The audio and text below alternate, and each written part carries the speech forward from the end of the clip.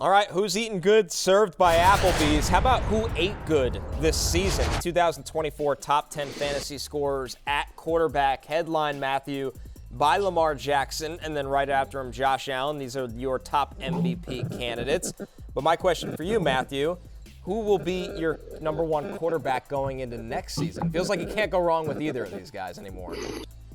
Yeah, we have them back to back. I just felt like with Josh Allen, it's the consistency of the rushing touchdowns. Like Lamar was more consistent this year, if I'm being honest, but like he used to be, his rush from production is based more on yards. And honestly, does he have Derrick Henry back next year? You have to nitpick at this level. You're nitpicking here, but just for Lamar was amazing this year, but there have been previous years in Lamar Jackson's fantasy career where like he gets you 35 points and then he gets you like 14 because they go super run heavy and like just a little bit more. So I just feel like there's a level of consistency to Josh Allen, not only from this year, but also just overall in terms of fantasy production, especially with the rushing touchdowns, because they have Derrick Henry, they're more prone to hand it off at the goal line, where Josh Allen still takes it himself and runs in.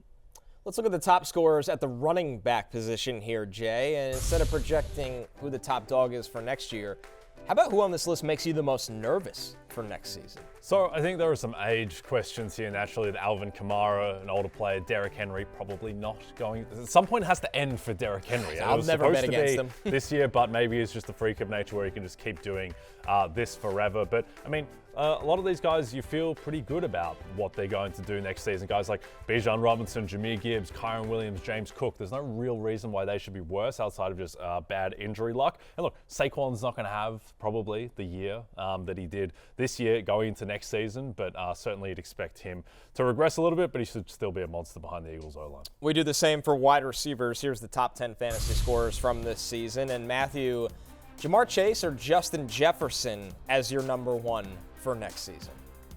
Yeah, obviously I have Jamar Chase over Justin Jefferson. Those are my top two players, so they're my top two players overall, right? So I have Chase and Jefferson in that order, both at wide receiver and also in my overall ranks. So both elite guys here. I guess for me, the reason I chose Chase over Jefferson, first off, just, Chase coming off this monster season, we see just the potential for him. I weirdly feel better about Chase's situation than Jefferson. Again, at this level, you have to nitpick.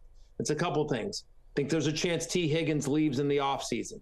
So even more volume and targets for Jamar Chase.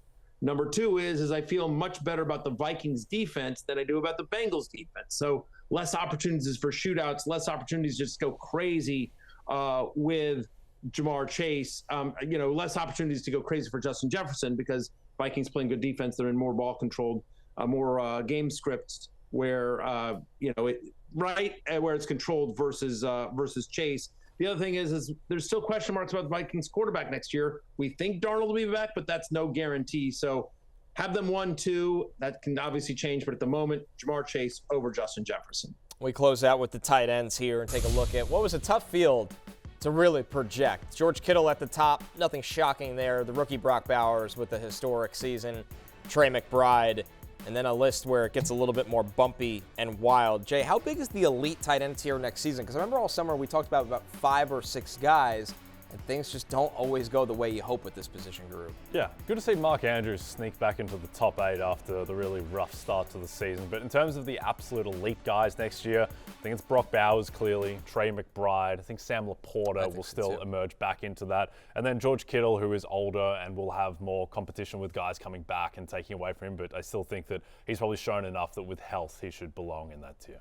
Hey, it's Matthew Berry from NBCSports.com and RotoWorld.com, and I want to thank you so much for watching whatever it is you just watched, or if nothing else, being too lazy to click out of the autoplay after this video started, after whatever it is you actually wanted to watch finished.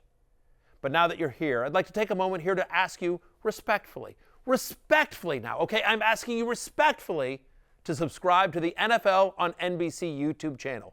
You'll get the latest RotoWorld fantasy news headlines, all sorts of great shows, including my own Fantasy Football Happy Hour. So go subscribe now. Again, I'm asking respectfully.